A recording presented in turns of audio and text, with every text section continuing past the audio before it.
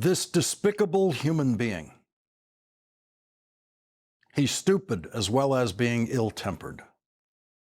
You know, those aren't my words because I would never call Donald Trump ill-tempered. This despicable human being is how the Republican leader of the United States Senate in 2020, Mitch McConnell, described Donald Trump in an oral history after Donald Trump lost the 2020 presidential election. In late December of 2020, Mitch McConnell said, "He's stupid," as if it was a known fact, like planet Earth is round, something beyond dispute. This despicable human being. Stupid does not equal despicable. Sometimes Donald Trump can just be stupid, like when he's talking about tariffs. But when Donald Trump manifests, in Mitch McConnell's words, as this despicable human being, his stupidity is the least of what is so despicable about him. And so this weekend, this despicable human being became the first president of the United States to say, "I'm glad," when a good and faithful servant of the United States died.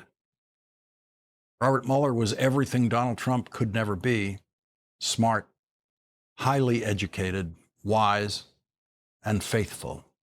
Faithful to his one and only wife, faithful to his two daughters, faithful to all of the oaths he took as a United States Marine, a federal prosecutor, FBI director, and faithful to his country. Donald Trump's deep and irreversible perversion blinds him to human decency. He does not know what it is. He does not know how to imitate it. And so because Robert Mueller served as the first special prosecutor to investigate Donald Trump in his first term as president, and because Robert Mueller successfully proved that Vladimir Putin and the Russian government did indeed interfere in the 2016 presidential election to harm Hillary Clinton and help Donald Trump, and because Robert Mueller sent Donald Trump's campaign manager to prison and mounted other successful prosecutions against Donald Trump's associates, when Robert Mueller died on Friday at age 81, Donald Trump said, "Good, I'm glad." Donald Trump is far less educated than the average high school American history student, not to mention the AP history students. And so Donald Trump has no idea that no president before him had ever said anything like that. Donald Trump doesn't know that Richard Nixon said nothing when Leon Jaworski died. Leon Jaworski was the special Watergate prosecutor who helped drive the investigation of Republican President Richard Nixon to the point that Richard Nixon was forced to resign the presidency and accept a pardon from his vice president, Gerald Ford, when Gerald Ford took the oath of office as president, so that Richard Nixon could not be prosecuted by Leon Jaworski after resigning the presidency.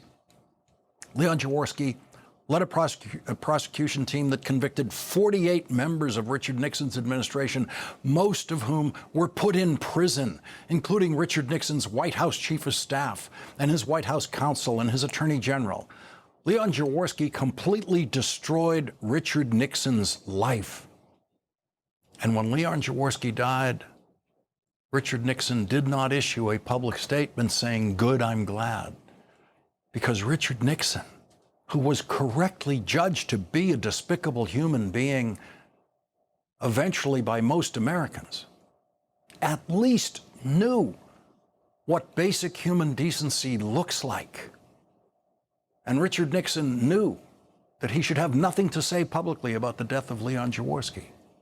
Donald Trump was in his 20s when Leon Jaworski was the most famous prosecutor in the world going after the President of the United States, and Donald Trump was in his 30s when Leon Jaworski died in 1982. Donald Trump was there for all of that. But because Donald Trump is not educable, he learned nothing from Richard Nixon's reaction to the death of his special prosecutor, the special prosecutor who completely destroyed Richard Nixon's life. And so historians have yet another marker to prove which of these two human beings was worse, Richard Nixon or Donald Trump. Aside from judging them as presidents, historians will have no difficulty judging which one was the more despicable human being. Donald Trump's vice president, James David Vance, ducked the death of Robert Mueller on social media and said nothing. It was the vice president who said that anyone who would say a negative word about Charlie Kirk after he was killed had to be, quote, a disgusting person and deserved to be fired from their jobs in private enterprise and in government. If that formulation applies, then it certainly should apply to any disgusting person who supports what Donald Trump said about Robert Mueller. The most incompetent and lying Secretary of Treasury in history, who seems to believe he is good on Sunday morning television, such that he continues to go on to humiliate and debase himself every Sunday, demonstrated his rank ignorance yesterday when asked about Donald Trump's despicable statement about Robert Mueller. I think it's appropriate for the President of the United States to celebrate the death of an American citizen, someone who's a Bronze Star, Purple Heart recipient and who served in Vietnam? Kristen, I was with the President in the green room at Davos, and there was a video playing of the what may have been an illegal raid on his home at Mar-a-Lago. They are going through his wife's wardrobe, and I watched the look in his eye, and I think that neither one of us can understand what has been done to the president and to his family. What a raving fool. What a clown. Couple of things. First of all, what was done to Richard Nixon by special prosecutors was much, much worse than what happened to Donald Trump.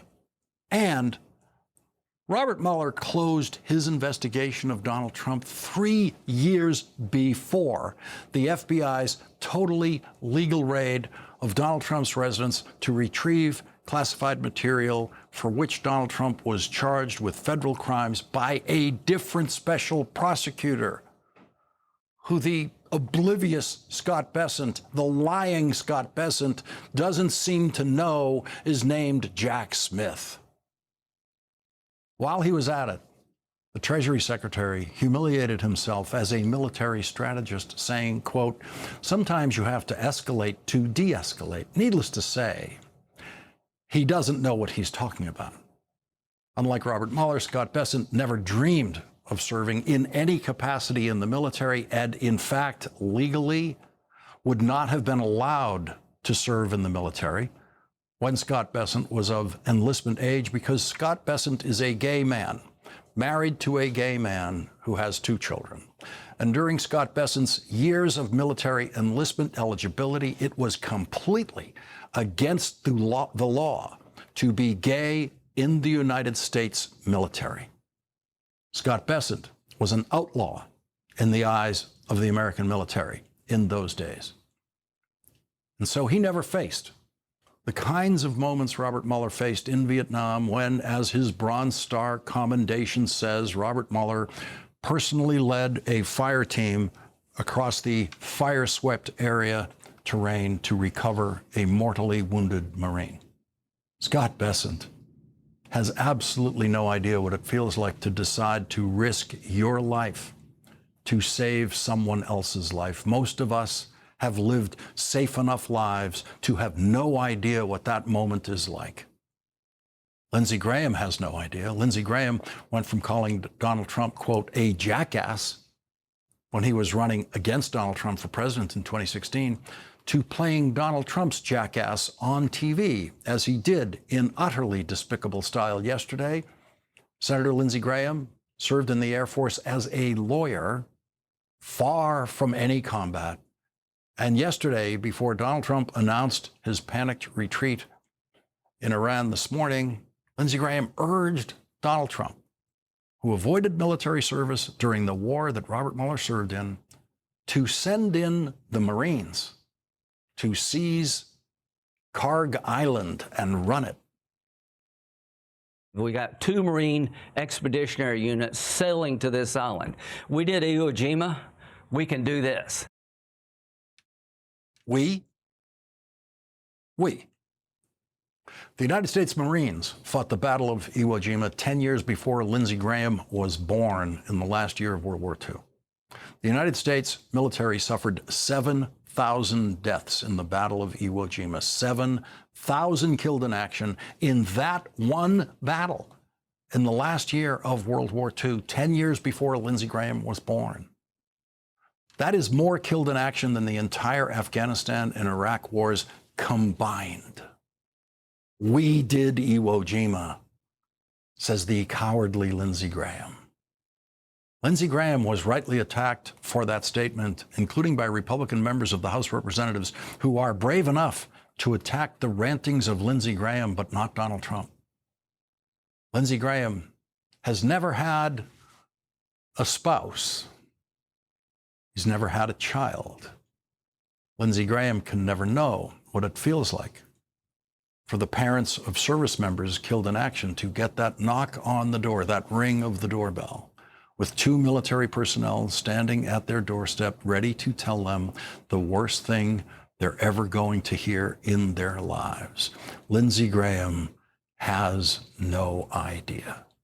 Donald Trump has no idea. But Donald Trump knows the political pain of a crashing stock market. As soon as he felt that pain with his illegal and unconstitutional tariffs last year, he immediately announced a suspension of those tariffs, and the stock market immediately recovered. With the stock market poised for a crash before the opening bell this morning, Donald Trump said that the United States was in some kind of settlement negotiation with Iran. And when the stock market opened, it immediately shot upward, not because anyone trading in the stock market actually believes Donald Trump.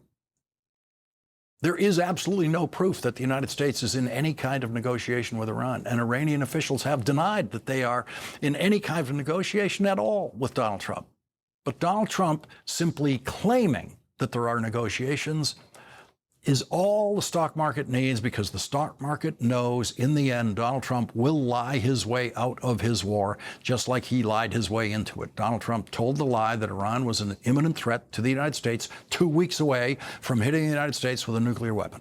That was Donald Trump's entry lie for his war. And everyone on Wall Street knows Donald Trump is going to lie his way out of it by claiming at some point that he has won everything he wanted to win in his war in Iran, with negotiations or without negotiations. Donald Trump will not achieve any kind of peace deal with Iran that is better than the nuclear deal negotiated by Vietnam combat veteran and President Obama's Secretary of State John Kerry, who was a high school hockey teammate of Robert Mueller's. And so Donald Trump enters the 4th week of his war, the most expensive war in the history of the world, as lost as he was in the first week. And when asked today who would control the crucial Strait of Hormuz shipping lanes in his imagined negotiation with Iran, Donald Trump actually said, me. Me and the Ayatollah. Quote, me and the Ayatollah. And with that, no stupider thing has ever been said about the outcome of a war by a president of the United States. Donald Trump knows that Wall Street has a phrase for his retreats on tariffs and now on war. Wall Street calls it taco. Trump always chickens out. And mindful of the reputation he has earned on Wall Street for chickening out on his own threats, including his threat to commit a war crime of bombing of Iran 2 days ago, which he retreated from today, bombing civilian targets, when Donald Trump was describing his imagined negotiations with Iran to reporters this morning, he said, quote, they called, I didn't call, they called, end quote. Such is the goofy insecurity of the man who knows he stands accused of always chickening out. They called, I didn't call, they called. His exact words. Before he became Donald Trump's pet, Senator Lindsey Graham had this thought about the person Mitch McConnell called this despicable human being. And you know how you make America great again? Tell Donald Trump to go to hell. Leading off our coverage tonight is Congressman Adam Smith of Washington State. He is the top Democrat on the House Armed Services Committee. Congressman, thank you very much for joining us tonight. What is your understanding, if we can have one, of the state of Donald Trump's war tonight?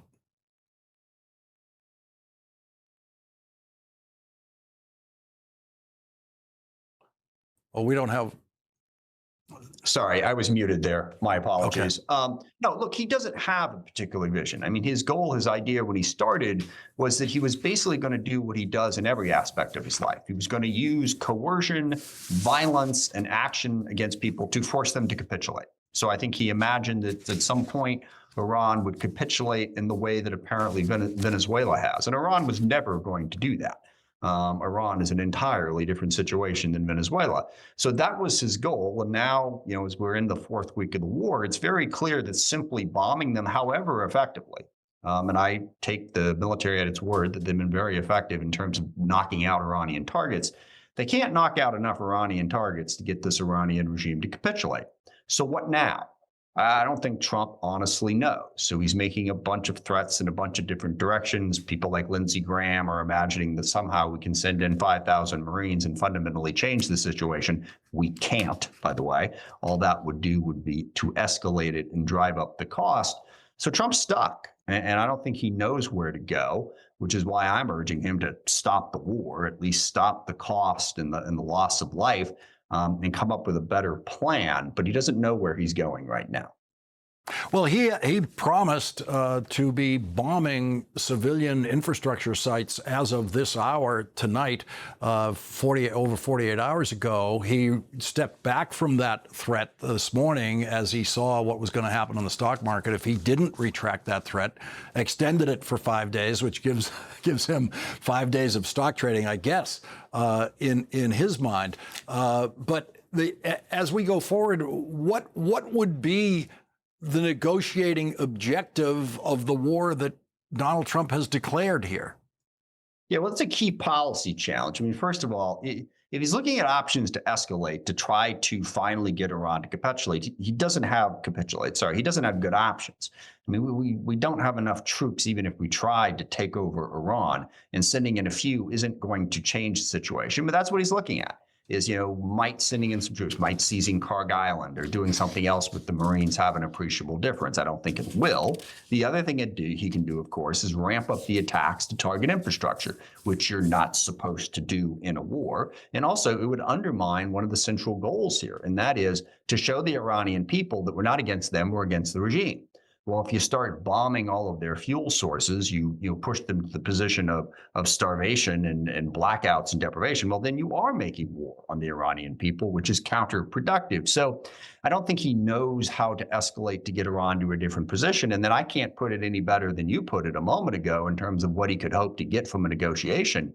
Nothing better than what Barack Obama got that Donald Trump stupidly tore up in his first term.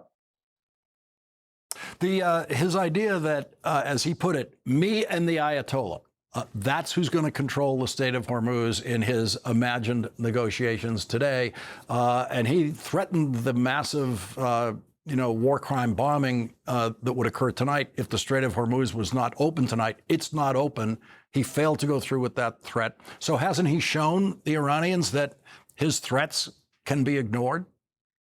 Oh, absolutely. And he's also shown, with now going on almost 4 weeks of war, that Iran can take our best punch. I mean, it hurts. Certainly, it has weakened them, but it's not going to topple the regime. So now what? I mean, if you walk into a room and the only play you got with the guy you're dealing with basically is to punch him in the face, and you do so, and he just keeps smiling back at you, then what? And that's where we're at right now. And I really want to emphasize for all this talk that as long as this war goes on, the costs continue to go up, more lives are at risk, more civilians will die, more U.S. service members are at risk. And for what? What more is he going to achieve by continuing this war at this point? And that's the pressure we need to put on the Trump administration, but the Republicans in Congress as well. How can you justify continuing the bloodshed and continuing the disruption when you don't have a path towards achieving any kind of goal or policy objective that would make it even close to worth continuing that war? Congressman Adam Smith, thank you very much for starting off our coverage tonight. Thanks, Lawrence. And coming up, so did Donald Trump solve his economic crisis by delaying his threats against Iran this morning? Donald Trump seems to be betting that voters will forget the economic pain Donald Trump's war has already caused them by the time they go to the polls in November. Our next guest says, no, they won't. That's next.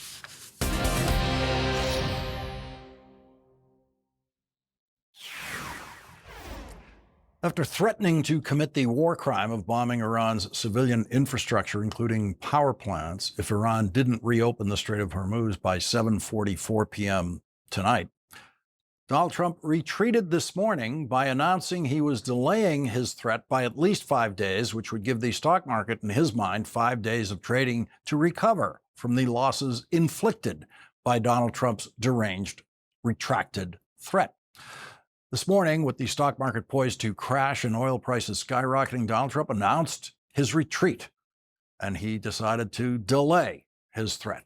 Speaking at Australia's National Press Club today, the head of the International Energy Agency said that Trump's war in Iran had caused the global oil supply to drop by 11 million barrels a day, saying the situation is, quote, very severe. And joining us now is Amos Hochstein, former White House senior advisor for energy and the Middle East in the Biden administration. Amos, thank you very much for joining us tonight. And faithful viewers of this program will note that last week when you were on with Jen Psaki and you had to be cut off toward the end of the program when they ran out of time, I was eager to hear much more, and so here we are.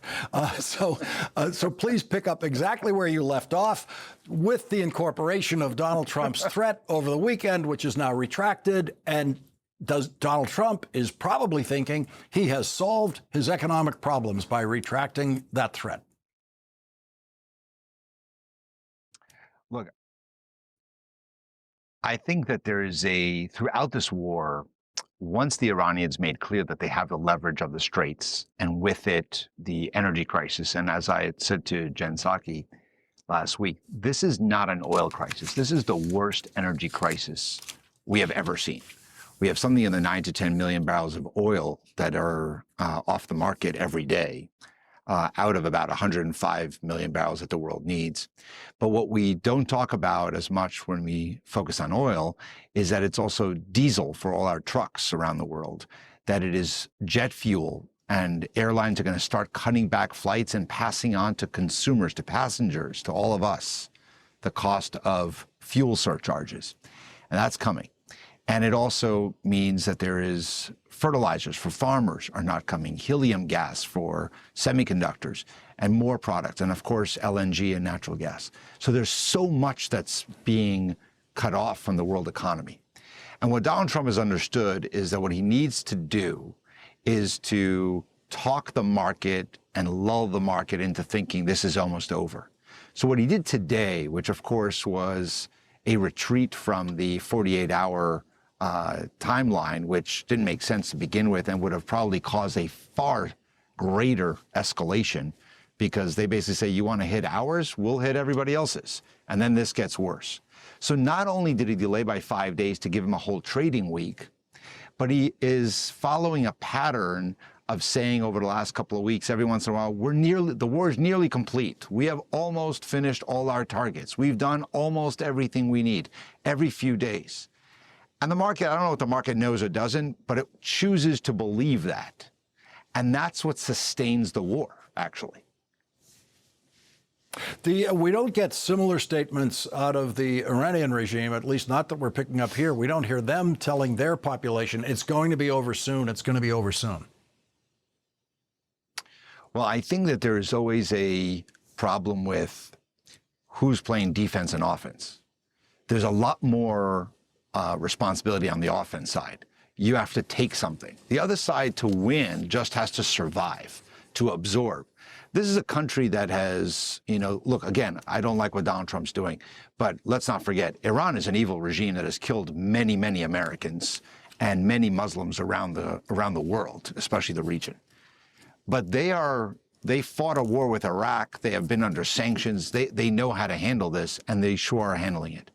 Once the first week of shock and awe was over and they survived and the regime survived, the idea that they will collapse is very, very unlikely. And so the results of this war now are a president that needs to decide, do I cut my losses now and do some kind of deal, even if it's not great, and I declare victory, but at least I cut my losses? Or do I double down? And you and I both know there are presidents in history, Vietnam's a good example, where you double down. It rarely leads to something good. And so this economic crisis, to me, this energy crisis, every week that goes by that we're still at war means that it's significantly longer of a tail of when it gets normalized again for consumers. What is that length of time now? Look, in January, when the talk of war was starting, right after the famous tweet, "Help is on the way," oil prices were at 60. Gasoline for Americans was about $2.80 on average. Today, oil is near 100, and gasoline is probably tomorrow will be at $4. And diesel is over $5. Remember, diesel is so critical to our food prices and everything else that comes in an Amazon truck to our house. And so as we go along, if this goes further, then by the end of the year, we're still going to be at around 80, 75 or $80, even if the war ends in April. That means it will be $20, $30 above where we would have been. And remember, President Trump talked about oil and gasoline prices a lot in the State of the Union. And so he thinks it's very important. And now everybody's telling us it's not important and just take a little bit of pain. But for a lot of families, it's not that the gasoline alone, it's gasoline's going to cost more, food's going to cost more, and all the products that they buy are going to cost more. Plus, electricity prices were rising before the war. So all of these put together are going to be noticeable for every American family that is trying to balance their budget. What do you make of Donald Trump's formulation about, in the end, who's going to control the Strait of Hormuz? Today, he said, literally, me and the Ayatollah. To some degree, the Ayatollah is probably saying, hey, at least he thinks I'm going to survive. Regime change is over, so at least I'm going to be there.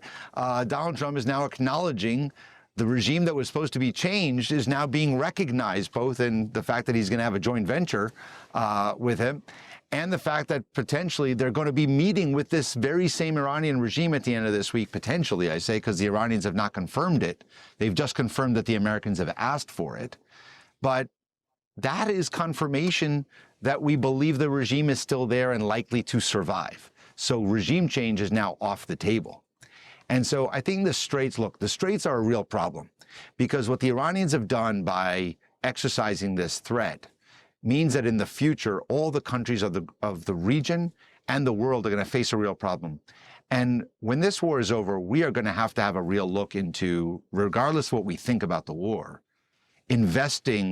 governments of the world coming together, investing in alternative routes. We can't let any one country have a choke point like this. But that's for the future. And it won't be controlled by Donald Trump and the Ayatollah. But it may be controlled by Iran, and we have to fix that. But for now, they do control it. It's not closed. They're charging money in crypto from certain shippers that want to go through. But anybody else to go through right now has to wait until the Iranians say so. So we can say, look, it's not closed, but de facto, for all intents and purposes, the Iranians control what goes through, and right now they've decided that nothing should go through. And so that is what's going to put the pressure on our economy. Amos Hochstein, thank you very much for joining us tonight. It's a pleasure. Coming up, Donald Trump is sending his unaccountable invasion forces to airports now for no reason, where they do absolutely nothing all day, which is an improvement in the daily work of ICE in this country. That's next.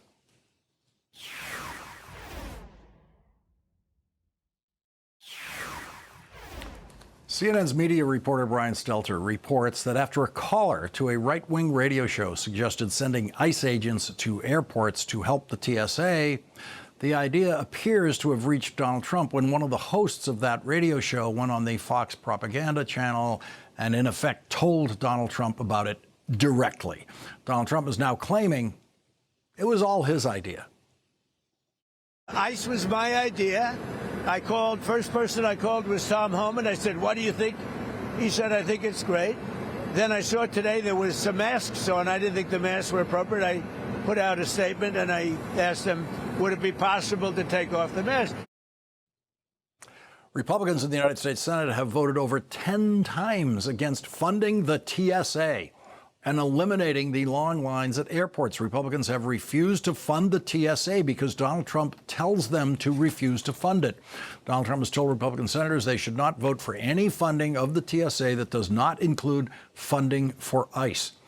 Sending ICE agents to airports is a meaningless stunt, of course. No more than 150 ICE agents were deployed across several huge airports in the United States on Monday, and they were assigned to do absolutely nothing, except literally show their faces for the first time.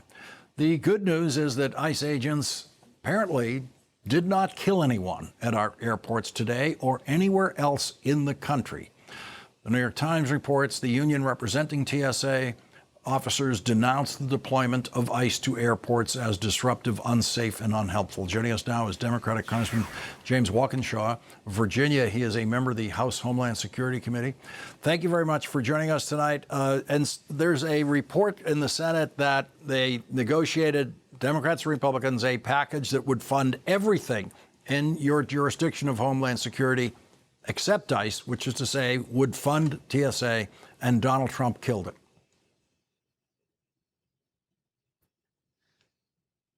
Yeah, that's right, Lawrence. Look, Donald Trump has done this before when there's a possibility of a deal to make some progress. He says no deal. In fact, he said quite explicitly, we're not making any deals with the Democrats. So that's where we are. He's using ICE as a political tool once again in our airports. They're wandering around with nothing to do. I think it is interesting, President Trump realized ICE agents don't need masks in airports. If they don't need masks in airports, I don't understand why they need masks when they're wandering around communities across the country. We now know they don't need the masks. That's good news. Yeah, the whole theory of the mask was it's so dangerous to be a TSA agent in America because Americans will, get pictures of you and then they will track you down somehow. Let's listen to Republican Senator John Kennedy explaining that Donald Trump personally killed the funding deal for TSA that Democrats and Republicans in the Senate agreed to. Let's listen to that. Senator Cruz and I came up with a plan. Senator Thune submitted that to President Trump, as is his right. He said no deals with the Democrats. So we're back to square one. That's the kind of thing that Republican senators don't normally reveal unless they are feeling tremendous heat themselves about what's happening in these airports. Yeah, that's right. And look, think about what Americans are facing as we head into spring break. And, spring break for schools here in Virginia starts next week. If you're an American who's thinking about taking that road trip for spring break, maybe go to the beach or visit family, you're staring down the face of $4 a gallon gas prices. If you're thinking about flying, you're looking at 4-hour waits at TSA with these ICE agents wandering around the airport intimidating people. Maybe those things are too expensive for you. You want to stay home and just have a cookout, grill some burgers, and enjoy a beer. Well, those burgers and that beer is going to be a heck of a lot more expensive because of Donald Trump's tariffs. So all around, this is a punishing spring break for the American people, all thanks to Donald Trump and Republicans in Washington. That is the situation Americans are in right now. Congressman James Walkinshaw, thank you very much for joining us tonight. Thanks, Lawrence. Coming up, Donald Trump is very, very afraid of Roy Cooper winning the North Carolina Senate race in November. Roy Cooper joins us next.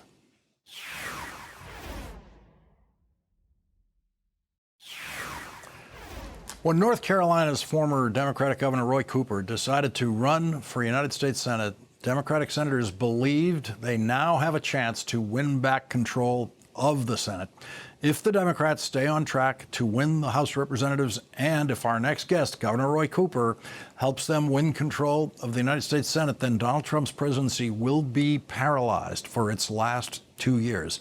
That's why Donald Trump is trying to seize federal control of all elections by his Department of Homeland Security through the passage of the so-called SAVE Act. And that's why Donald Trump is attacking Roy Cooper, who could be on his way to becoming the first Democratic senator from North Carolina since 2015. Joining us now is the former governor of North Carolina, Roy Cooper, now the Democratic nominee for United States Senate.